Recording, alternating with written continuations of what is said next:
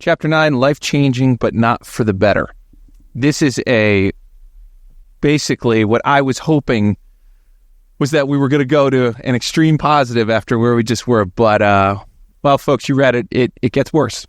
It gets worse. Gets worse. It always gets worse before it gets better. We talked about it a little bit in the last chapter, but there is a laugh-out-loud moment in the first couple of pages here. And it's when you see your car parked. And you go up to this car, and there is who in the driver's seat? Listen. Here's something that's not in the book. It's insane. I see the car that I bought, right, for my wife. I see it in a parking lot, right, next to a black Eldorado. And I have to I'm in the far lane, the left lane, and I have to get over. I have to, get over 4 lanes. So I'm like, shit. And it's not that I ran the red light, right? The light was changing. It was yellow. And it was towards the end of the yellow where it turns red, right? Yeah. So I just made the left. I made the left, and I didn't see the cop behind me. There's a state trooper behind me. Pennsylvania state trooper. Woo! Lights went off. And I'm like, right? So he walks up to the car. I put my window down. I put my hand on the steering wheel, and I put my other hand behind, on my ass. And I'm jumping up and down, like this, right? I'm like, he's like, license registration, you know why I pulled you? I'm like, dude, I gotta go to the bathroom, bro. I gotta go to the bathroom. Yo, please, let me go to the bathroom. TGI Fridays is right there. Please. He was he started cracking up. He's like, go ahead, man. Don't do that shit again. And so I actually had to park my car. I had to act like yeah. to the bathroom.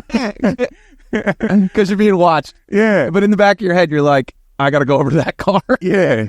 It's like that commercial on TV where the guy gets pulled over and he's like, yeah, my wife's pregnant she's having a baby. And the police officer follows him until the kid goes to college. Yeah. So I come out. I'm like, oh, my God. And so I go across the street and I see the car that I purchased. It was a blue Hyundai Excel, right? Little car with these rims that I bought. Had some tinted windows on it, 1994. You know what I'm saying? Yep. And I pull up and he's got this beautiful black Cadillac Eldorado. And I'm like, oh, man, get the fuck out the car, bro. I'm going to whoop your ass. But in the middle of that, you would assume that you're about to go engage with a jacked, handsome guy because he's someone at your caliber. Leaving me? That's not what happens. No. What happened? I walked up. This guy was just oversized, right? Out of shape, not handsome, just a pile of blah, right? And I was like, don't leave me for this. I was like, get out the car, dude, whoop that ass. You a homewrecker, right? And she's like, leave him alone. I was like, leave him alone. I looked at him, I was like, this ain't worth it. This ain't worth it. You gonna leave me for that? And that's when I, had joked. I was like, damn, she really must have wanted out of this marriage, man. And you know what? Look, I was 23 and she was 22 when we got married. And it's okay. You know what I mean? It's okay. Because, I had no right getting married at that time anyway. But, she had no right doing me dirty like that. And so I jumped in my car, went back to the crib, and I was almost finished fixing that crib up. Took me 7 months. Getting 4 hours a night, 3 to 4 hours a night. I got sleep 3 to 4 hours a night. Went to my third shift job, woke up, went to her mom and dad's house, watched my kids. After she came home, went back to the house, got, did some work on the house, got 3 to 4 hours of sleep, did it all over again for 7 months. And I finally finished the house. And she was breaking up with them. So I asked her to move in and she did. But that whole year, she didn't even let me touch her, or kiss her, or hug her, nothing, no emotion. And I was like, fuck this, man. You got to get out my crib. You got to go back to your mom and dad. So I kicked her out. You got to go home. Why was that crucial? Moving her at that time. Why would repeat that? So why was it? That seemed like a crucial moment of you kicking her out then. And to me, it's partially because you had been exposed to a new way of thinking. Limit, man. I reached the limit. When you're living with someone, right? Your 2 daughters, you're taking care of your family. This ain't the American dream. I came from, a non-traditional home, right? Of affection and love, right? I had the father and the mother there, but the lack of, caring and the softness of the safety of a home, right? Coming home where you feel loved and appreciated and you feel safe. I never had that, right? So I wanted my home that I bought to be a home of safety and love and care, right? Between, 2 partners and, raising a family and trying to get to a better place and try to save some money and just keep evolving into something better. And there was none of that. And even though I didn't have it, I knew what I wanted. And there was none of that. So she had to go. I think there's another factor, which was your buddy Michael Rubin gave you some very important CDs. He gave me those CDs before that. Right. So I think you were starting to mentally expand. A mental shift? Yes. Well, what do you think?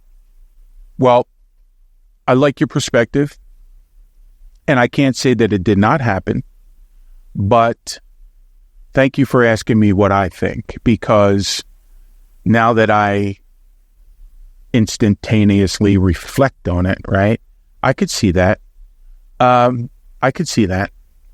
Yeah. The reason I say that is we're in this part of the story.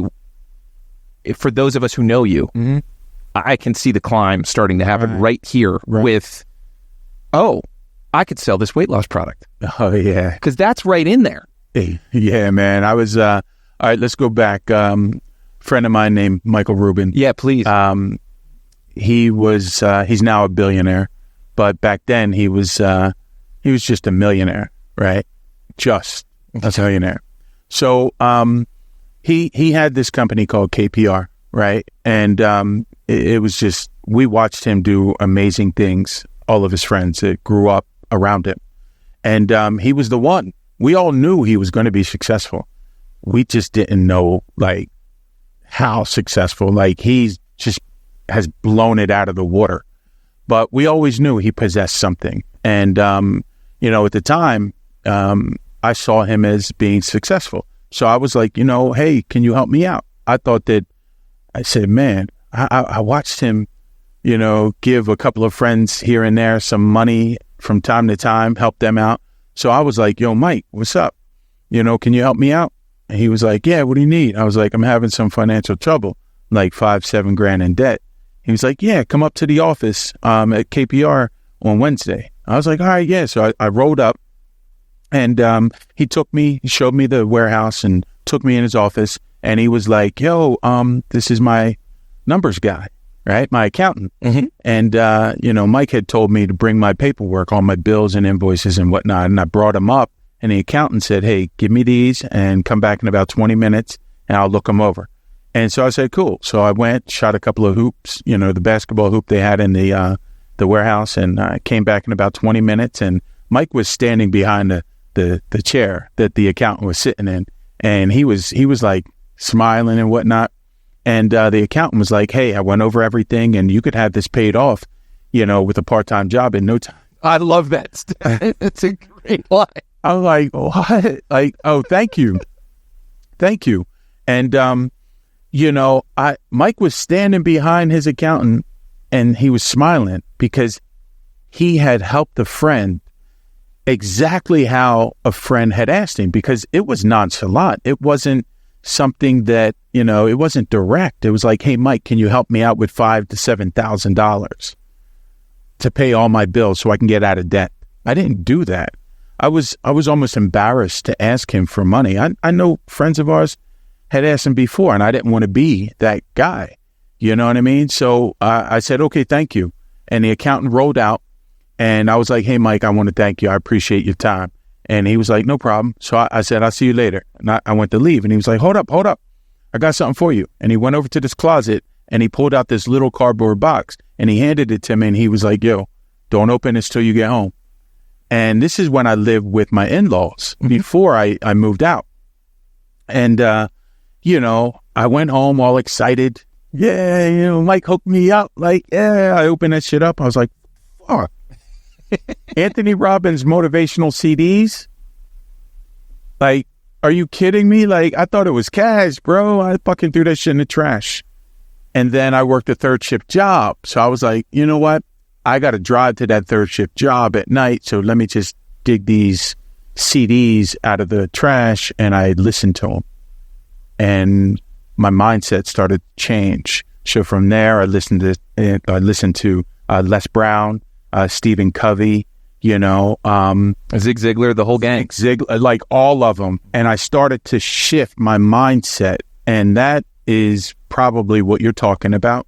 It is. Okay, yeah. It is, because all of the things after, like there's a moment here. And also, you know, if you want the whole story, obviously, you know, read the book. But for you, as the business person you are today, what do you think about Mike's move in retrospect of gifting you knowledge instead of money?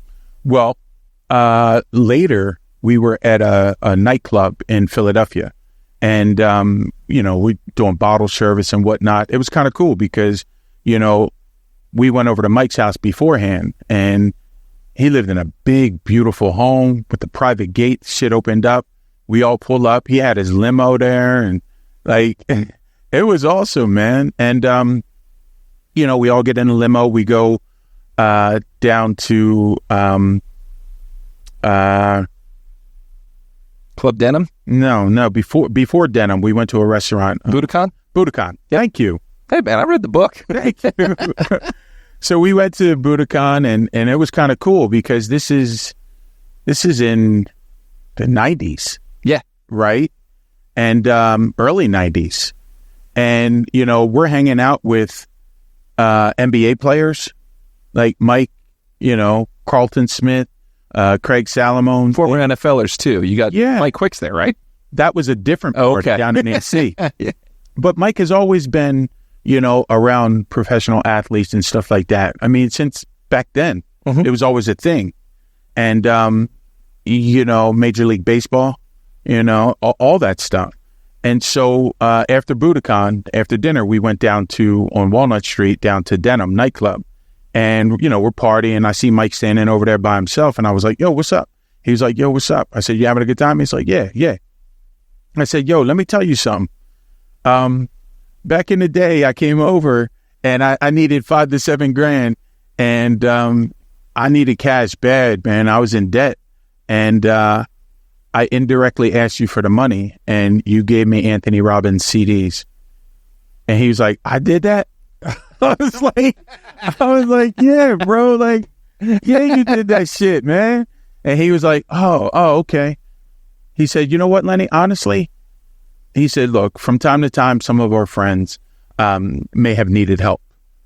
And you're the last one that I ever would think would need help. If anybody can do it, it's you.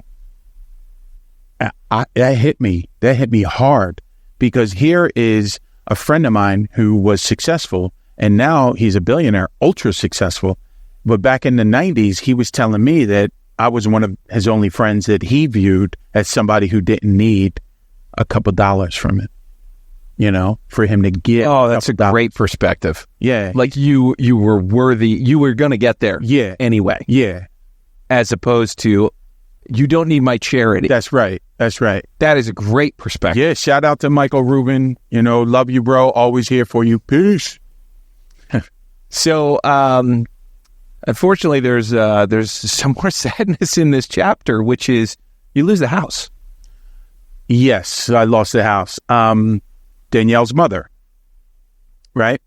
I worked the job. Danielle worked the job. We made the same amount. At the time, it was $35,000 each. Yeah. I paid child support to my son and my two daughters. I had the mortgage. I paid for her car. I paid for my car, insurance. Man, I was struggling.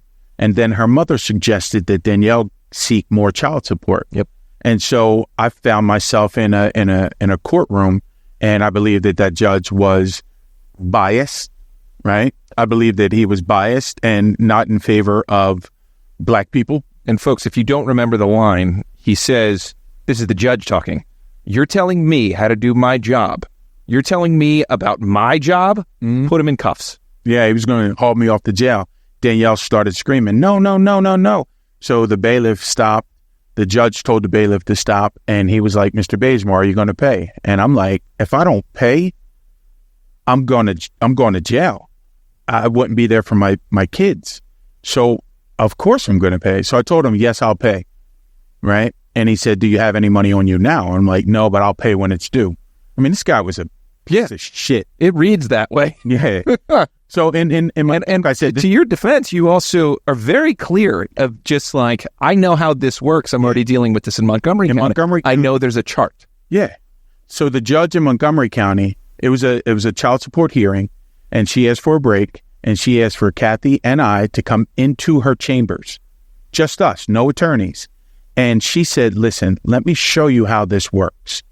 You make this, we go down the chart, we cover who pays for the daycare and the insurance to cover the child, and this is basically how it works. It's really easy. Can you guys work this out?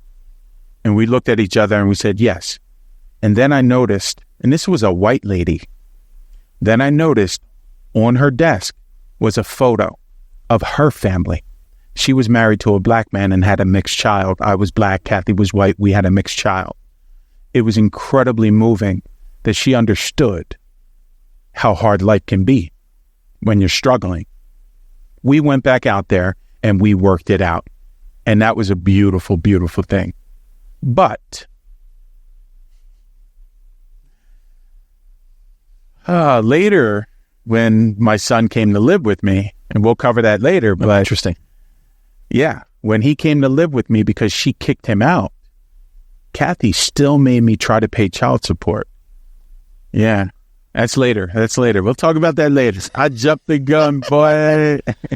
So I want to make sure, the great thing about doing this with you is there's a lot of, there's so much wisdom in these words. And these are the things that I like to kind of go into so that people reading, because it's in the book, everything's in the book.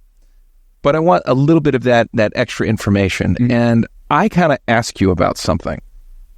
The night before, well, let's back up. So there, you'll read about Cousin Rick and how a fateful conversation with Cousin Rick would set you on a new path towards real estate.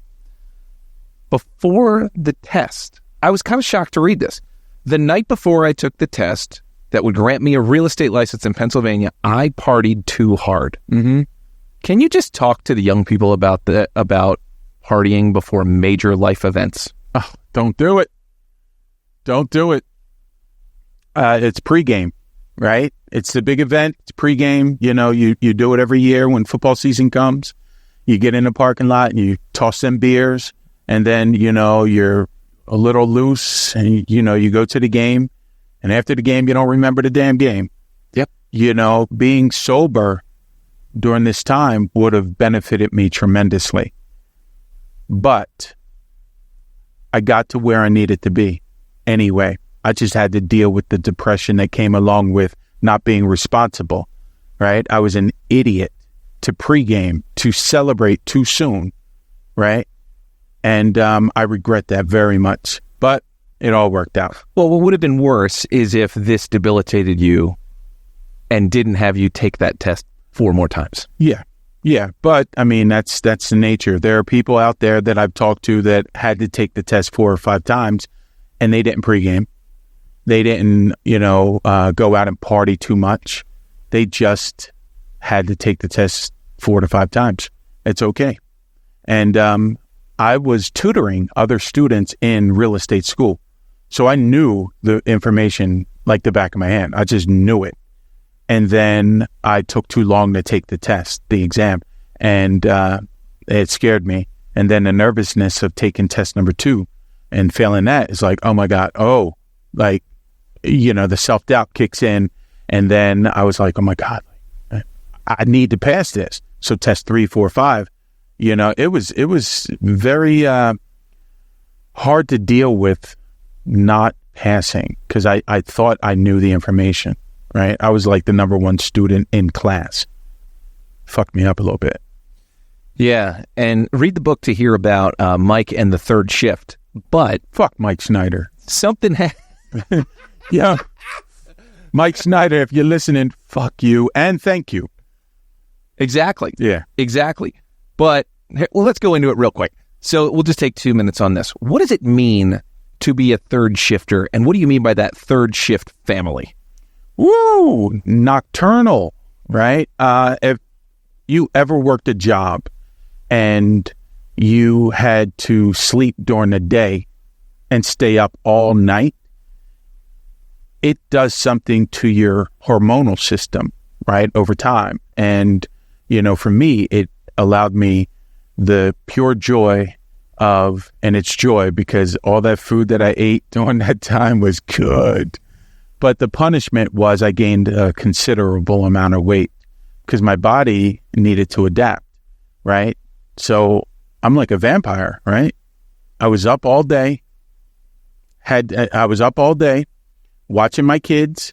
And then at 5 o'clock, I went over to my house. I worked on that for a little bit. I got 4 hours of sleep. And then I went to work third shift, right? And so I ended up working that third shift job for not under those conditions, but for the betterment of 10 years I was there. But it does something to your whole body when you're not getting the proper sleep. And so being nocturnal is not a good thing for humans. And it was very difficult, very challenging because, you know, you nod off, right? Supervisor would come around, catch you, and you get sent home, you know, suspended for 3 days without pay. So it was just mentally tormenting and challenging physically. Then there's a point where potentially you could say God wanted you to take this test because, you know, you have this guy that you're working for who's not going to let you leave 30 minutes early to get to this. Yeah. So you rush out there, you get there, doors closed. Sorry, we don't have anyone else. Yeah. And then a miracle happens. Yeah. And this is where I'm kind of like, oh, is this the Lord works in mysterious ways? 100%. 100%. I get to the exam center and all the spots are filled. Lady's like, sorry. And I'm like, so I'm really pissed off. Because if Mike Schneider would have let me go 30 minutes sooner, I probably would have had a spot to take the test. It's my life on the line here, right? So I leave and I start to get in my car and a lady comes running out. Excuse me, sir. Someone didn't take the test. You know, they were too nervous or whatever. You can have their spot. So I knew right then and there, it's like game on. You know, when you're walking out of the tunnel and the music starts, you got your vintage headband on, right? You're like ready to go, right? Let's go. As soon as I sat down at that computer, I knew I was going to ace that shit. I passed with flying colors and I started my real estate license career in 2002. And it was the best decision I ever made because, you know, when my grandmother passed away and I went to her funeral down in Macon, Georgia, at the funeral, I told her, I said, Mom, don't worry. I'm still going to make you proud. I'm still going to be successful. I said that to her as I said goodbye.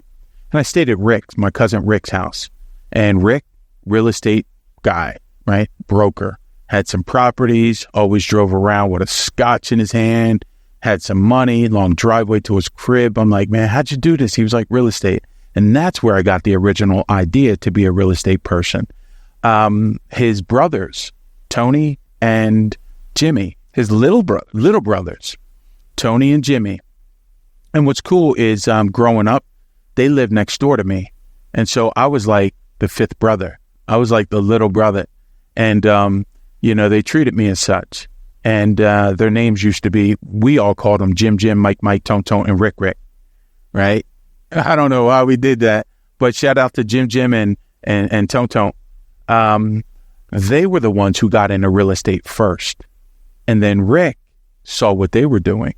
And then he started to do real estate and took it a step farther and became a broker and really crushed the game down in Georgia. So when my grandmother passed away, we go down to visit. And to go to the funeral, and I stayed with Rick, and I was just like, how'd you get all this? He was like, real estate. So I knew one day I was going to do real estate, and that's where that spark kicked in, because now I'm looking for an opportunity, and real estate was it. So I studied at school, took the exam, finally passed it after my 5th try, and I was off to the races, man. You were off to the races, and if you want to see more of the journey, certainly read the chapter. But at one point, you are bawling out with your friends in Atlantic City. Mm-hmm. And essentially there's this culmination moment that I personally love where there's this whole other thing that happens with Danielle, but essentially fast forward to you're at a party. Playboy models are there. Mm-hmm. Miami. Are there. Yeah. And you get a phone call from your attorney that says you're divorced. And I just think in my head, you're surrounded by beautiful women and models and whatnot. And there's this moment where it's like you're free, Mm-hmm. and you choose to get a Domino's pizza and bottle of Patron. and to take it by yourself. Yeah. Why was that the move? Look, I just needed a moment, man. I needed some peace and quiet. I needed to let that news, because she asked for a divorce, and it took 3 whole years to get the paperwork to finalize it. It was like a release. And yeah, I was around beautiful, beautiful women. We were sitting by the pool. It was an awesome pool party. And You also dismissed one of these models. yeah, Here's a slice of pizza. I want to be by myself. yeah. I told her I'd catch up with her later at the club, but I needed to be alone because I needed to decompress. I needed to unpack all of those emotions that I was going through, because it was a finalization. And with a finalization, obviously that's closure. And with closure, you can move forward, you can move on. And that was very meaningful to me. I'd love to get your perspective on the next part of this story without overly going into it. But you start working at the Salamone. Listen, I got my real estate license in 2002. Mm-hmm. I worked at the Glen Mill Schools, 3rd shift, right? I would go home, get a shower, and then I'd go to the real estate office, and I'd work another full-time job till 5 o'clock. And then I'd go home, get a quick shower, and then go to bed. And I wake up, and I do it all over again. I worked 2 full-time jobs for a whole year, and only 1 paid. Mm-hmm. I didn't sell any real estate my first year until the end of that first year.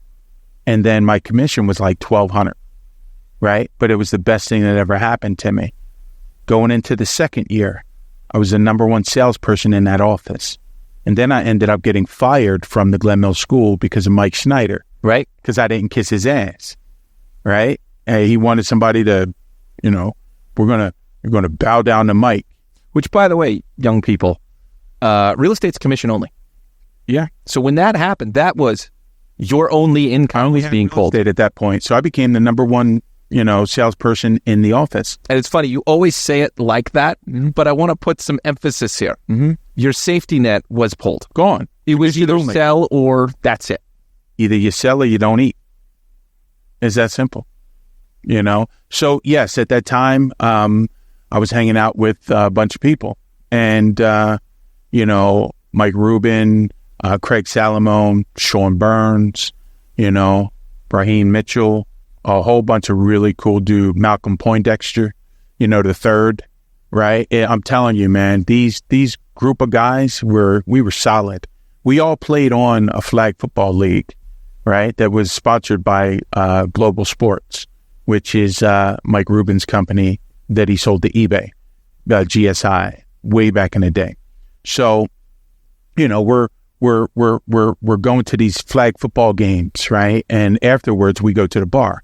Now, at one point we changed the name to PSST ... This is the name of our football team. PSST ...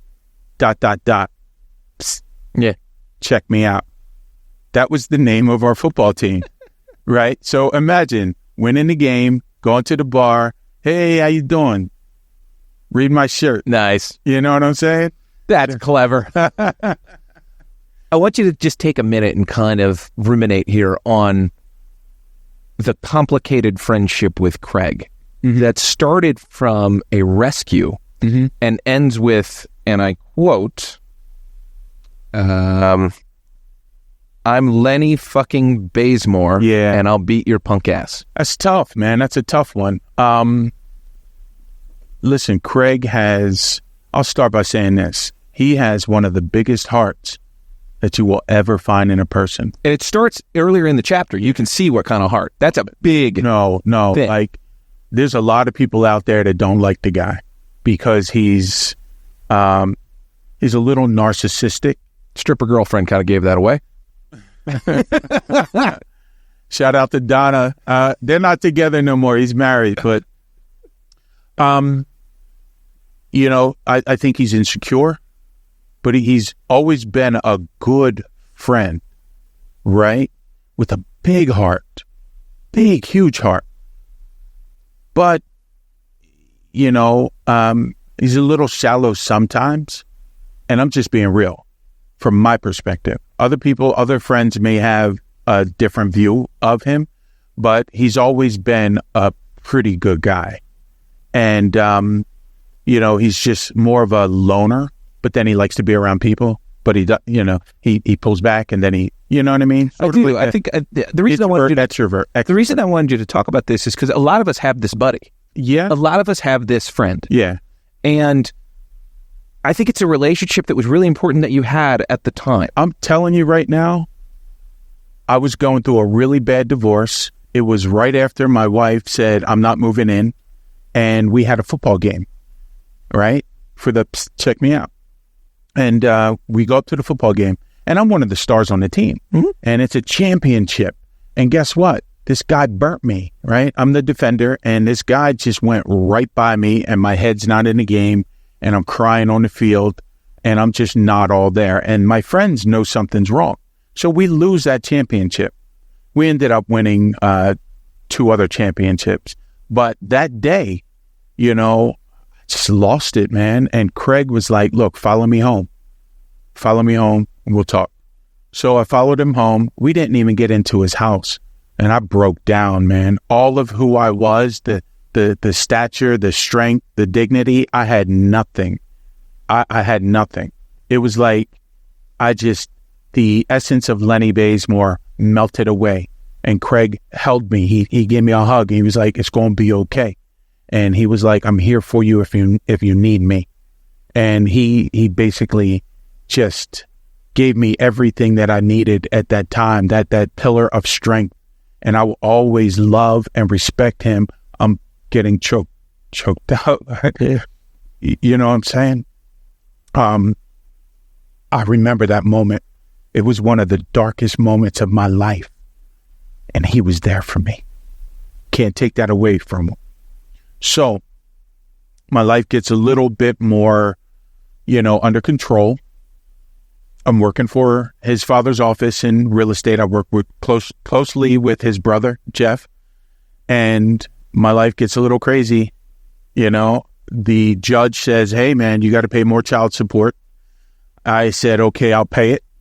I didn't have any money on that day, but I'll pay it when it's due. And that turned into, I can't pay my mortgage now. So my mortgage got, my house got foreclosed on. I lost my house. This is the house that belonged to my ex-wife's grandmother, right? So she allowed me to lose that house by increasing child support that she wasn't due. She wasn't due the child support. And so I lost the house. I was dating this girl at the time. I ended up moving in with her. We split the bills 50-50. It ended up okay until it didn't, because that girl now wanted to get married and have a kid. And I'm like, I'm broke. I got 3 kids. I work 2 full-time jobs. I'm not even divorced yet. How are we even having this conversation about getting married and having a kid? Like, let me get divorced. Let me get my shit together, and then we can talk. She was persistent. And then she followed me a couple of nights. I know where you were. I know who you were with. I'm like, I got to get out of here. Yep. So I called up Craig. I was like, yo, I need a place to stay. He was like, you stay in my house. I lived in his basement, which was a finished basement. And so I'm losing everything. And he appears to have everything. And I move in, and I was there for 2 years, and we bumped heads a few times, and I realized that I overstayed my welcome. There is kind of a chilling ending to this chapter, which is There is. I was homeless. Look, and I owed him $200. I was short on rent. My rent was $600. His father, and it's not related. I'm sure it's not related. I love his father, Nick. His father's amazing. And I work closely with his brother, Jeff. So the real estate was not, connected to me living with Craig. It was two different things. But his father was late paying me rent. Late paying me my commission. And I, in turn, was late paying him rent. I was like, look, dude, your father owes me like $1,200. He's like, I need my money. I was like, I'll get it to you. And so one particular day,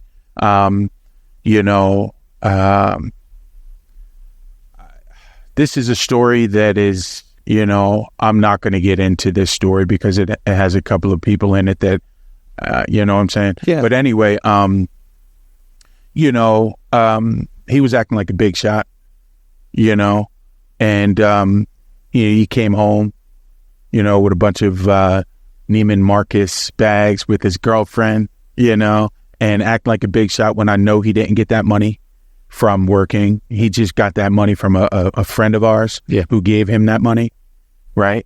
And it's in the book. Around 15 to 30 grand. Yeah, it's in the book. Read the book, you know what I'm saying?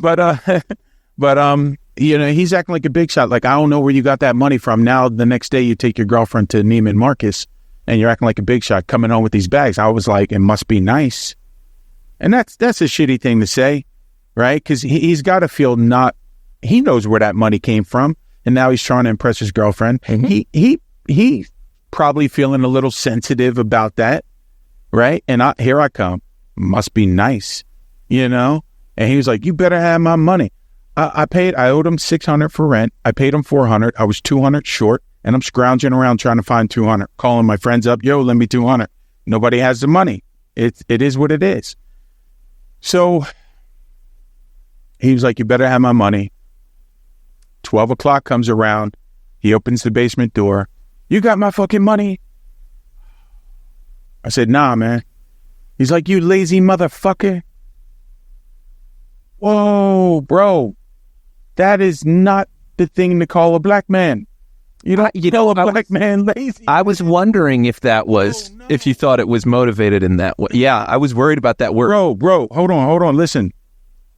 In society has beaten down black people so bad since the beginning of this country, right? Racism is a real thing. The government has yet to make it illegal in this country, which is crazy.